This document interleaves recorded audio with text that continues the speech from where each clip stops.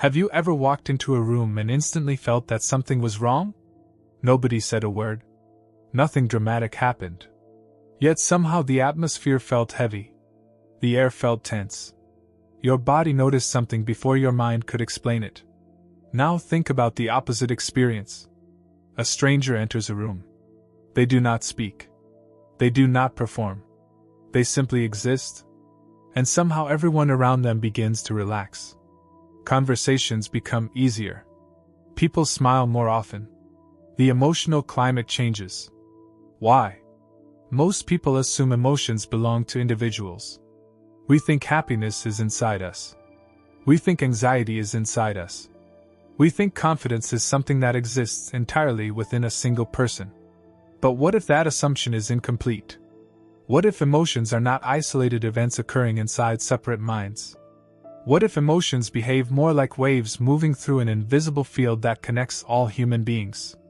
And what if your mere presence is constantly shaping that field whether you realize it or not? Today we are exploring a fascinating idea. Not merely a psychological theory. Not merely a philosophical concept.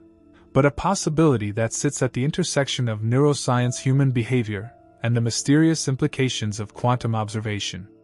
A possibility that suggests you may be affecting the emotional reality of people around you every moment of your life. Without words. Without actions. Without even trying. Because before you communicate through language, you communicate through presence. And presence is far more powerful than most people realize. Imagine for a moment that every human being carries an invisible emotional signal. A frequency. A pattern. A constantly shifting field generated by thoughts, feelings, memories, expectations, and unconscious beliefs. You cannot see it. You cannot touch it. Yet you feel it every day. You feel it when entering certain homes. You feel it when meeting certain people. You feel it when sitting next to someone on a train. Sometimes a person says all the right things yet something feels wrong. Other times someone barely speaks and you trust them immediately. The logical mind struggles to explain these experiences. Yet they happen constantly. For decades, psychologists have studied a phenomenon known as emotional contagion. The name sounds simple, but its implications are profound. Emotional contagion refers to the process through which emotions spread from one person to another. Like a virus. Like a ripple. Like an invisible current moving through a crowd. Researchers discovered that human beings unconsciously mimic each other's facial expressions, body language, tone of voice, and even breathing patterns. This happens automatically. Without conscious intention. Without permission. Without awareness. When someone smiles, your facial muscles subtly begin to mirror their expression. When someone is anxious, your nervous system begins responding to signals your conscious mind has not yet detected. The process occurs so quickly that you rarely notice it. But your brain notices. Your body notices. Your nervous system notices. And slowly the emotional state of another person begins influencing your own. Think about how extraordinary this really is. It means your emotions are not entirely your own. And neither are mine. We are constantly exchanging psychological information with everyone around us. Every conversation becomes a transfer of emotional energy. Every interaction becomes a subtle synchronization. Every room becomes an ecosystem of invisible influences. Perhaps you have already experienced this. Maybe you spent time with a negative person and felt exhausted afterward. Maybe you spent time with an optimistic person and suddenly felt more motivated. Maybe you entered a workplace where everyone seemed stressed and within minutes your own mood changed. Most people dismiss these experiences. But science does not. In fact, science suggests these effects are happening continuously. Beneath conscious awareness. Every second. Now here is where things become even more interesting. Psychologists discovered something called mirror neurons. Mirror neurons are specialized brain cells that activate not only when you perform an action but also when you observe someone else performing the same action.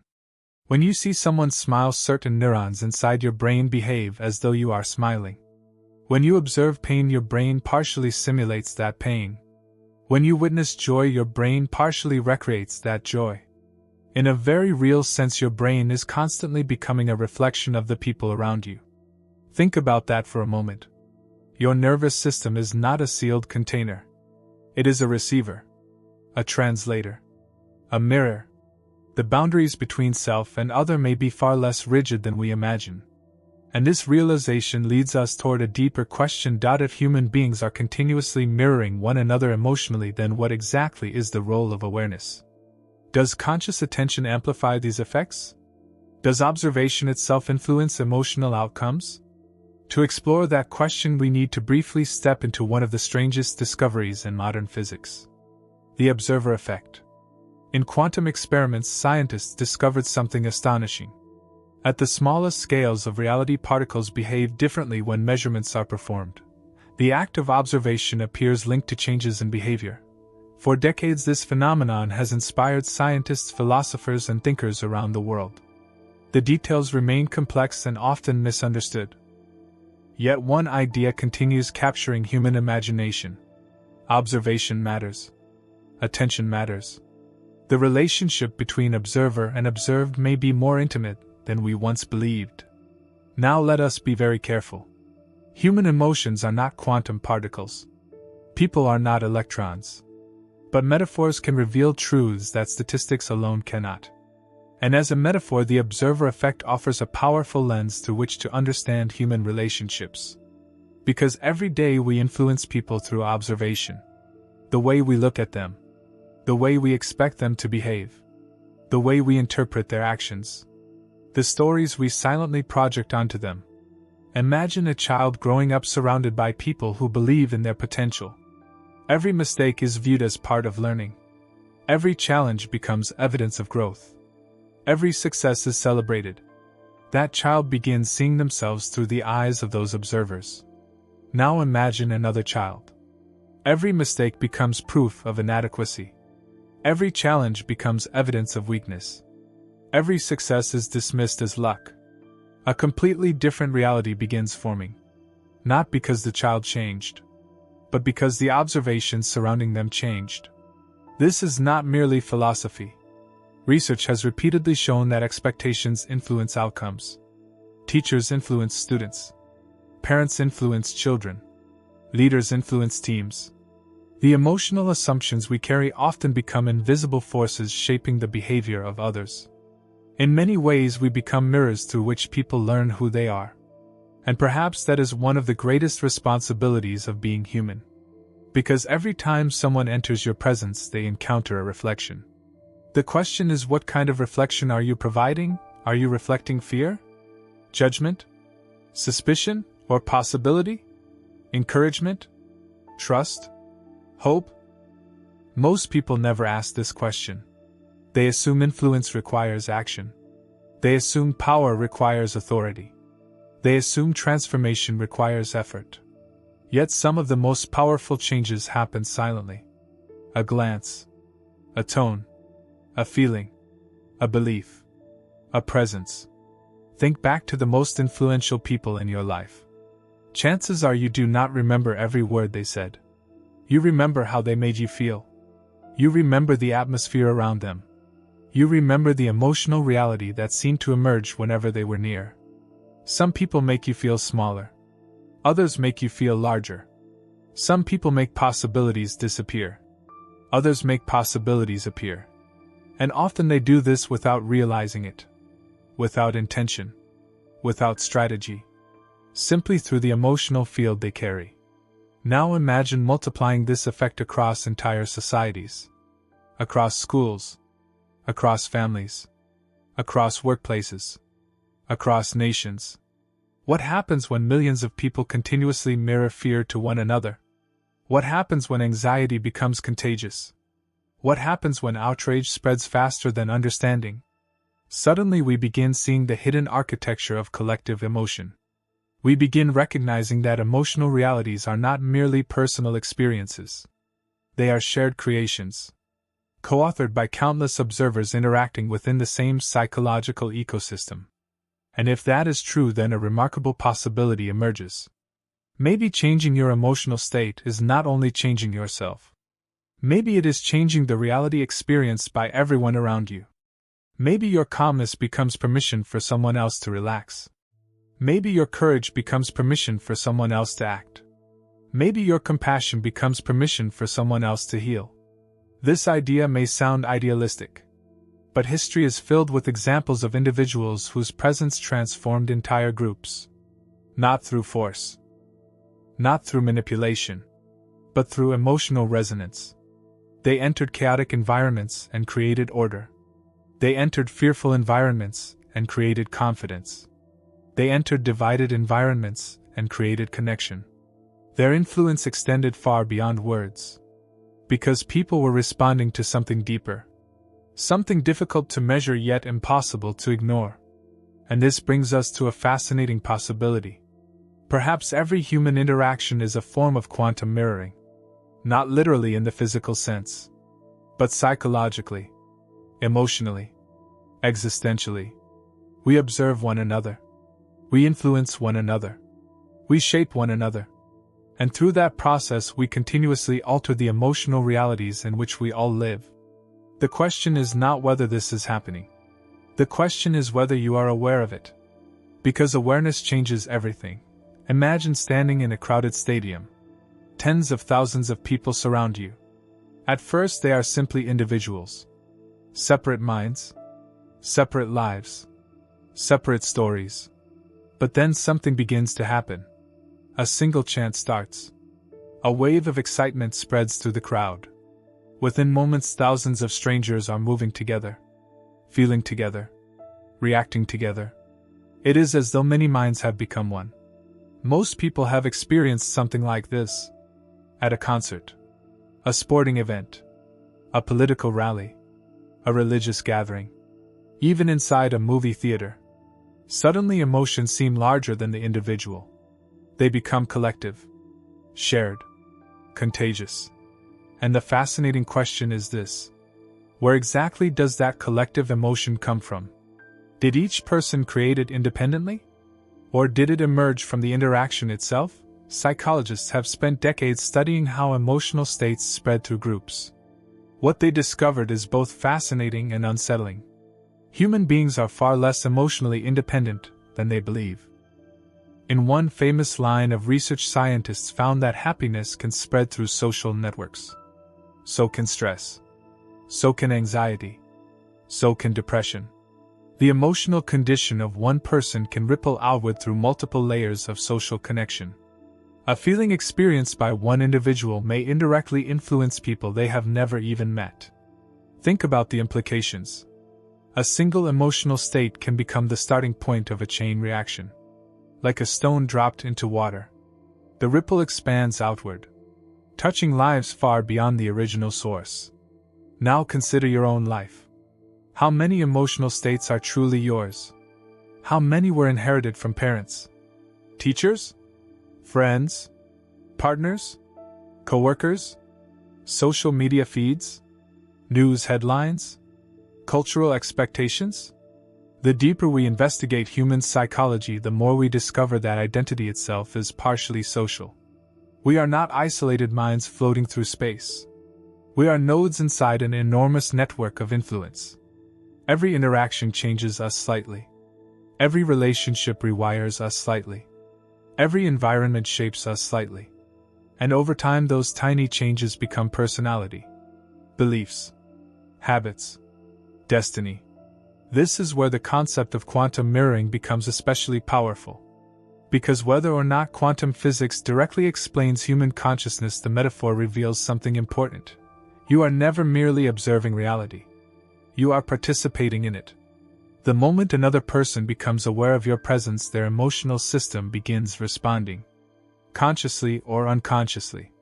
And your emotional system responds in return. A feedback loop emerges. A mirror begins reflecting another mirror.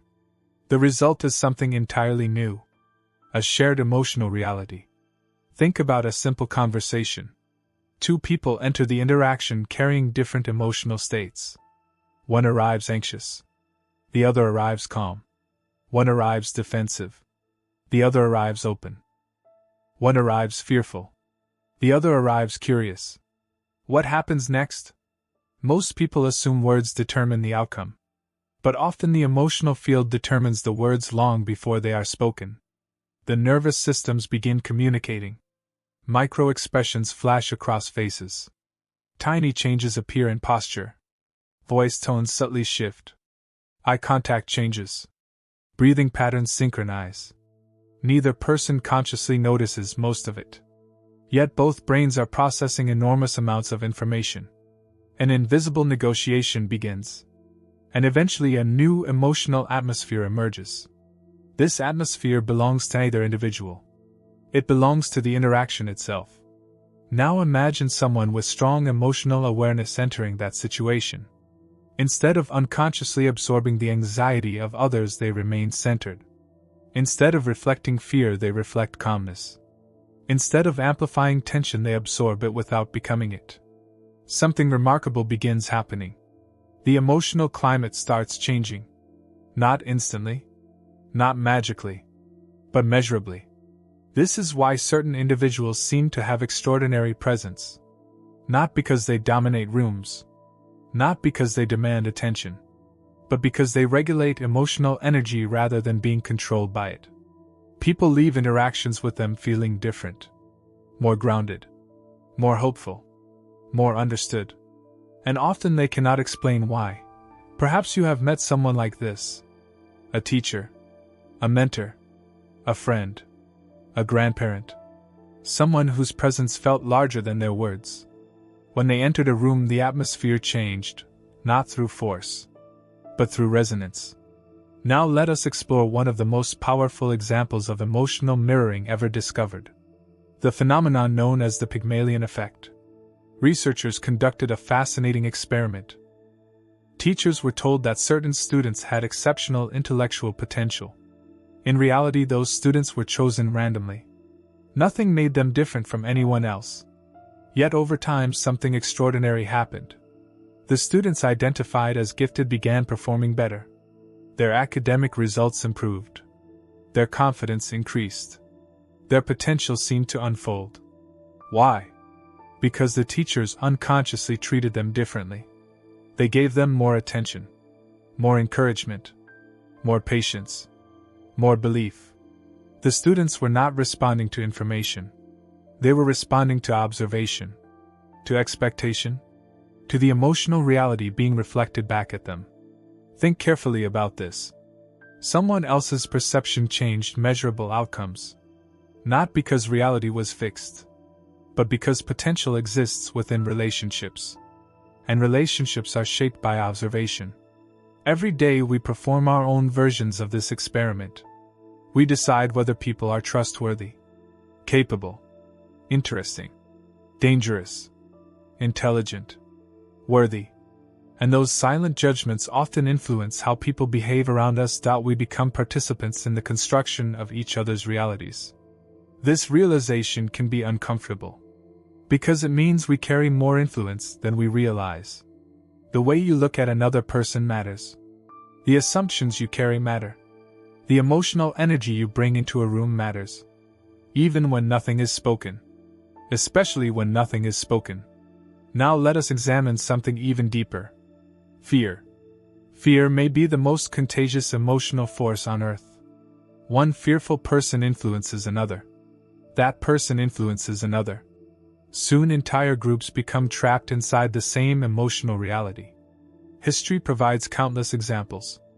Financial panics, mass hysteria, social divisions, collective paranoia. Again and again, fear spreads faster than facts. Why? Because human beings evolved to pay attention to emotional signals. Your ancestors survived because they responded quickly to danger. If someone appeared frightened, it was often wise to become frightened too. The mechanism helped protect early humans. But in the modern world, it can create enormous distortions. Today, fear spreads through screens, through headlines, through algorithms, through endless streams of emotional content. Millions of nervous systems become synchronized around the same emotional frequency. And without realizing it, people begin experiencing a reality shaped more by emotional contagion than direct experience. This is why awareness becomes essential. Because awareness interrupts automatic mirroring. Awareness creates space. Space between stimulus and response. Space between another person's emotion and your own reaction. Space between observation and identification. Most people never develop this skill. They spend their lives unconsciously reflecting the emotional states surrounding them. If surrounded by anxiety, they become anxious. If surrounded by anger, they become angry. If surrounded by pessimism, they become pessimistic. Their emotional reality becomes outsourced to the environment. But conscious observers do something different. They notice the emotional field without immediately becoming it. They recognize the wave without being carried away by it. They remain observers even while participating. And that changes everything. Because once awareness enters the equation, a new possibility emerges. Choice. You can choose what you amplify. You can choose what you reflect. You can choose what kind of emotional reality you help create. This does not mean denying pain, ignoring problems, pretending everything is positive. It means becoming intentional. Instead of unconsciously spreading fear, you spread clarity. Instead of unconsciously spreading tension, you spread stability. Instead of unconsciously spreading judgment, you spread understanding. The effect may seem small, but remember how networks work. Every interaction creates ripples.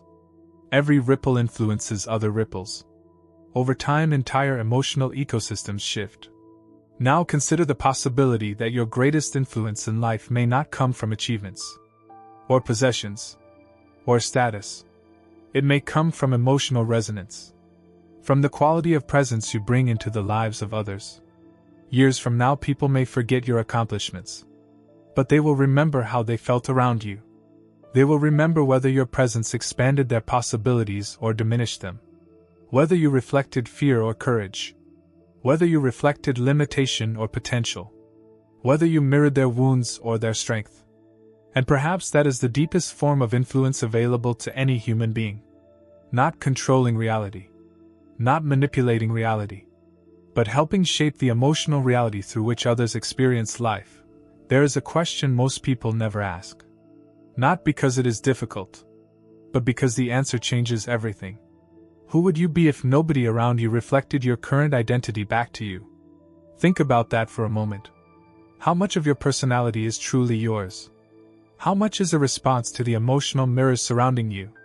From the moment you were born, other people began telling you who you were. Sometimes with words, sometimes without them. A parent smiles when you behave a certain way. A teacher praises one talent and ignores another. Friends reward certain traits. Society celebrates certain identities. Slowly an image begins forming. You learn who you are supposed to be, and eventually that image feels real. Permanent. Unquestionable. But psychology suggests something remarkable. Identity is not as fixed as we think. In many ways, it is a living conversation between the self and the environment. Every day that conversation continues. Every interaction reinforces some parts of you and weakens others. Every relationship acts like a mirror, reflecting a version of yourself back into awareness. The question is not whether mirroring exists. The question is which mirrors you are allowing to define you.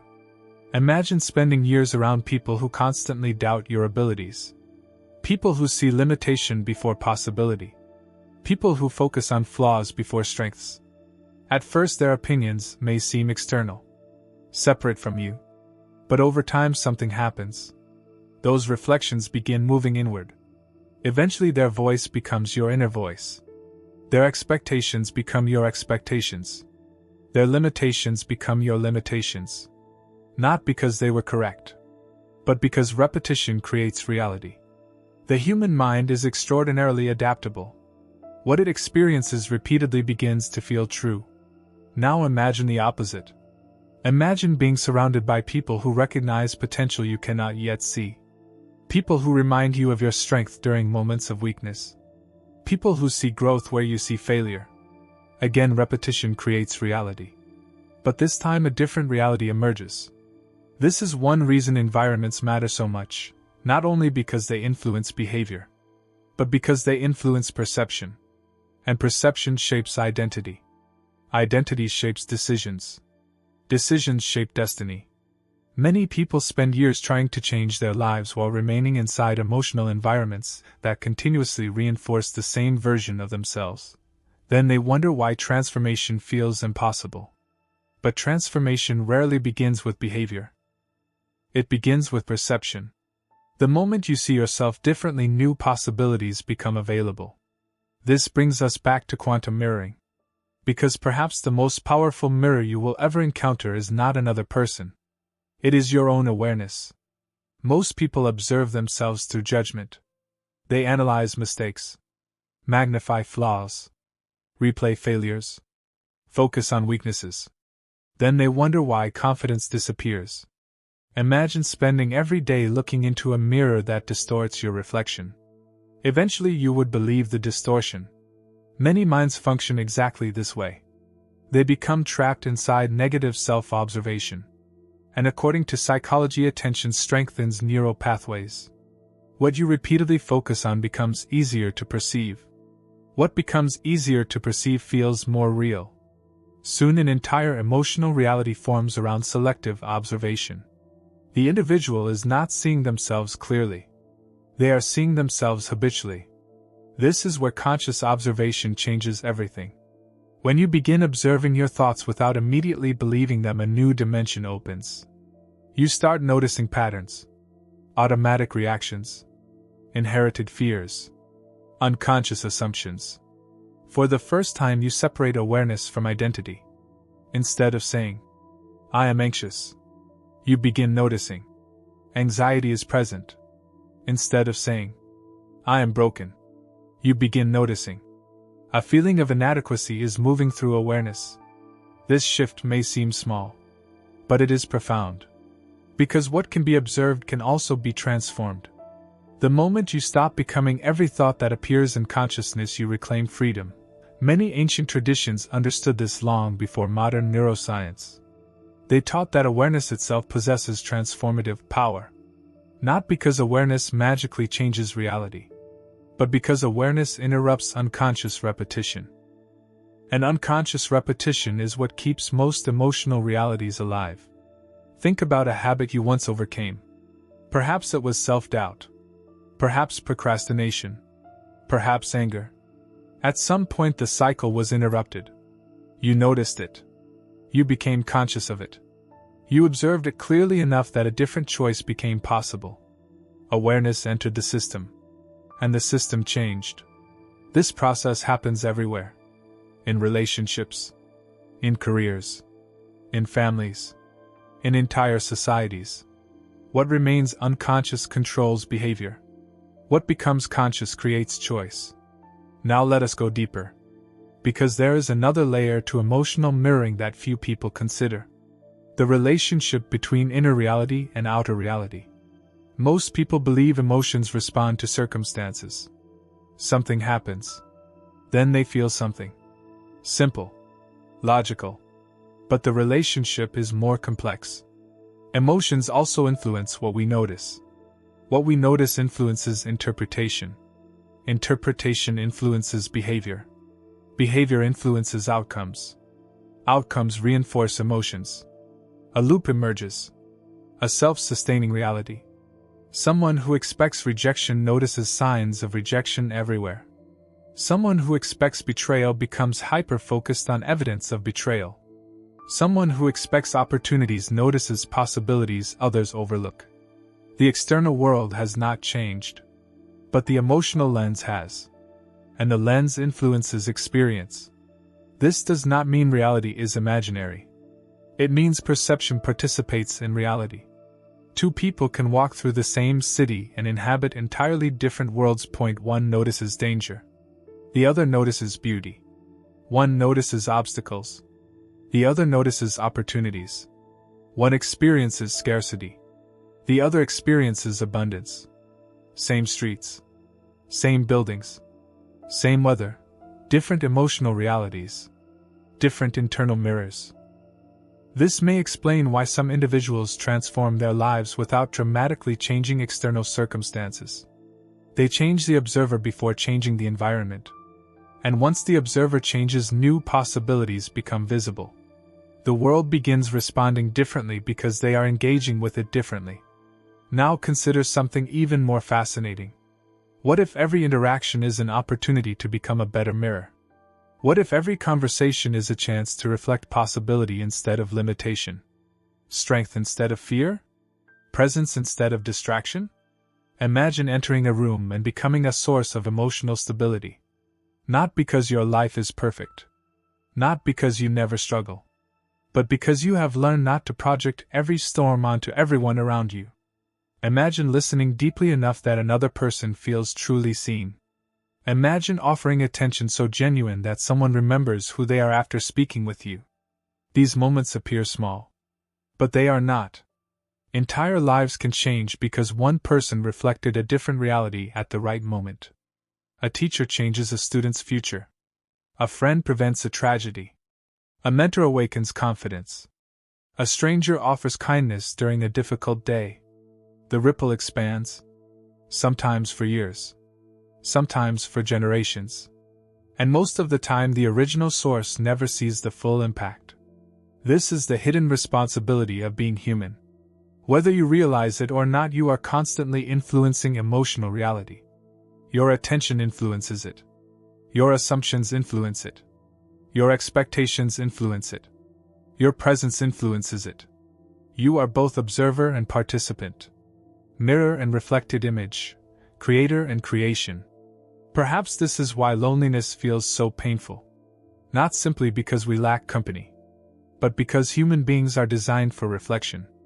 We discover parts of ourselves through connection. We understand ourselves through interaction. We become ourselves through relationship. The deepest truth may not be that we are separate minds trying to connect. It may be that we are already connected and gradually becoming aware of it. Every smile that spreads through a room. Every moment of shared laughter. Every unexplained feeling that someone understands us. Every silent comfort during difficult times. These experiences point towards something profound. A reality more interconnected than it appears. Maybe quantum mirroring is ultimately not about physics. Maybe it is about recognition. The recognition that our inner worlds constantly touch each other. That emotions travel farther than words. That presence carries weight. That attention changes outcomes. And that every human being leaves invisible fingerprints on the emotional lives of others. So the next time you enter a room, pause for a moment. Notice what you bring with you. Notice the atmosphere you create. Notice the reality you help shape simply by being there. Because whether through psychology, neuroscience, emotional contagion, or something we have not yet fully understood, one thing is becoming increasingly clear. You are never merely observing the world. The world is responding to your presence at the same time. And perhaps the greatest transformation begins the moment you realize that every person you meet is both a mirror and a mystery. A reflection of something within yourself. And a reminder that none of us are as separate as we appear. If this invisible network of emotional connection exists, then the most important question is no longer, what reality am I living in? The real question becomes, what reality am I helping create for everyone around me? And the answer to that question may shape far more than your own life.